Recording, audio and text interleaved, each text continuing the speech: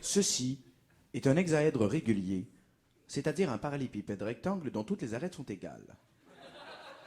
On nomme généralement les parallélépipèdes rectangles dont toutes les arêtes sont égales des cubes. Ce cube-ci est sans égal. Ce cube-ci est sans égal car il est fait d'uranium.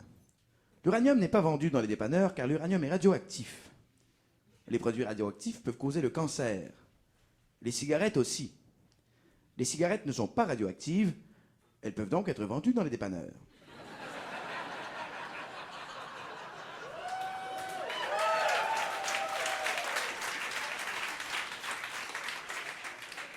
Ce cube d'uranium est radioactif et il sera bientôt vendu dans les dépanneurs. Ce cube d'uranium sera bientôt vendu dans les dépanneurs car il est le fruit d'un empire économique. Les empires économiques se caractérisent par leur pouvoir d'influence politique et leur capacité à créer un environnement favorable pour la vente de leurs produits et services. La cigarette peut causer le cancer du poumon, qui est une pathologie grave. Pour soigner les pathologies graves, ou un cancer contracté après avoir touché au cube d'uranium qui sera bientôt vendu dans les dépanneurs, il y a les médecins. Les médecins ne sont pas radioactifs, mais étrangement, ils ne sont pas disponibles dans le dépanneur.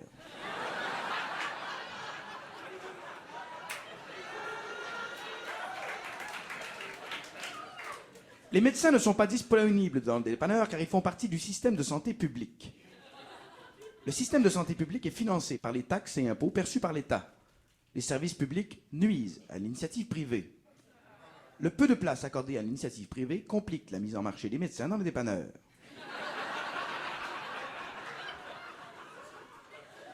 Les entreprises privées réclament des baisses d'impôts. Ces baisses d'impôts auront un impact sur le financement du système de santé, qui sera ainsi de moins en moins public et de plus en plus privé. Les compagnies d'assurance privée offriront donc des couvertures d'assurance pour les services de santé que le système public de santé ne pourra plus assumer par cause de manque de financement dû aux baisses d'impôts. La vente de mon cube d'uranium qui est radioactif, qui peut causer le cancer, qui nécessite des soins de santé, stimulera l'industrie privée des soins de santé, donc les compagnies d'assurance privée. Mon empire économique possède plusieurs compagnies d'assurance. Les empires économiques se caractérisent par leur pouvoir d'influence politique et leur capacité à créer un environnement favorable pour la vente de leurs produits et services. Les cigarettes sont vendues dans les dépanneurs. Les journaux aussi. Autrefois, les journaux servaient à vendre de l'information à des lecteurs. Aujourd'hui, les journaux servent à vendre un lectorat à des annonceurs. Mon empire économique possède plusieurs journaux. Les journaux peuvent aussi servir à vendre des voitures ou vendre des idées aux lecteurs consommateurs. La nécessité des baisses d'impôts est une idée. Mais il existe d'autres idées. La supériorité de l'État canadien sur l'État québécois est une idée. La nécessité de privatiser les services publics est une idée. L'absence de nocivité d'un cube d'uranium peut aussi être une idée. Les idées ne sont pas des hexaèdres réguliers, c'est-à-dire des parallélépipèdes rectangles dont toutes les arêtes sont égales. Mais les têtes des lecteurs consommateurs peuvent parfois être vues comme des parallélépipèdes rectangles dont toutes les arêtes sont égales, c'est-à-dire des cubes. Les têtes des lecteurs consommateurs, quand elles sont vues comme des cubes, peuvent être remplies d'idées. Elles peuvent aussi être remplies d'eau. L'eau est nécessaire à la vie. La vie est la fonction qui permet aux lecteurs consommateurs de dépenser leur argent. L'argent est ce qui permet d'acheter des cigarettes, des journaux ou des cubes d'uranium. L'argent est aussi et surtout ce qui garde en vie les empires économiques. L'eau étant nécessaire à la vie, elle est donc aussi nécessaire aux homards. Les homards sont de grands crustacés marins armés de puissantes pinces. Les empires économiques n'ont pas de pinces, mais ils ont de puissantes ramifications qui ont un effet semblable à celui des pinces. Mon empire économique est l'un des principaux actionnaires de la plus grande compagnie privée de services d'eau au monde. Les homards se retrouvent parfois dans des aquariums. Les premiers ministres aussi.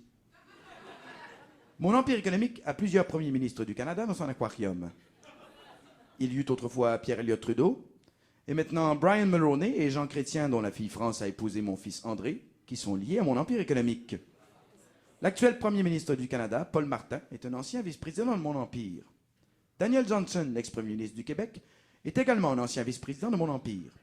Il est maintenant administrateur pour mes compagnies d'assurance et a été nommé par Jean Charest à la tête d'une commission d'études sur la faisabilité des méga-hôpitaux, en compagnie, pour éviter toute partisanerie, de Brian Mulroney. Après 6 mois de délibération, ce comité vient de se prononcer pour impliquer plus le privé dans ces hôpitaux. Les empires économiques se caractérisent par leur pouvoir d'influence politique et leur capacité à créer un environnement favorable pour la vente de leurs produits et services. Dans mon aquarium, il y a aussi les ex-présidents et ex-vice-présidents de Coca-Cola, Banque Paribas, la Banque mondiale, SGF, Dassault Investissement, Radio-Canada. Et la liste n'est pas exhaustive, car mon empire s'étend sur le monde. Le monde est un jardin, et vous êtes les fruits. Les fruits ont besoin d'eau. La distribution d'eau est un service public. Les services publics relèvent des États. Les États sont dirigés par des premiers ministres. Les premiers ministres vivent dans des aquariums. Je possède un aquarium. Je possède aussi des idées. L'eau sera privatisée. Ceci est une idée. Les journaux vendent des idées. Mon empire économique possède plusieurs journaux. Les journaux se vendent dans les dépanneurs, tout comme le seront très prochainement les cubes d'uranium qui peuvent causer le cancer, qui est une pathologie grave et nécessite des soins de santé. Les médecins ne sont pas disponibles dans les dépanneurs. Pas encore. Les services de santé seront privatisés. Ceci est une idée. Ce que je fais présentement sur scène est un monologue. Il dure le temps de fumer une cigarette ou de cambrioler un dépanneur. Mon nom est Paul Desmarais. Je n'ai pas de pince, mais c'est tout comme. Mon empire économique est la Power Corporation. Mes compagnies d'assurance sont la Great West, la London Life et quelques autres. Mes journaux les plus connus sont la Presse de Montréal, le Soleil de Québec et le Droit d'Ottawa. Je suis également un des actionnaires principaux de Suez, la plus grande compagnie privée de services d'eau au monde. Toutes les personnes et entreprises nommées dans ce monologue et les liens qui les unissent à moi sont vrais. Et la liste n'est pas exhaustive. Seule l'histoire du cube est fausse. Ce qui est faux est le contraire de la vérité. La vérité n'est pas radioactive, mais elle n'est pas vendue dans les dépanneurs.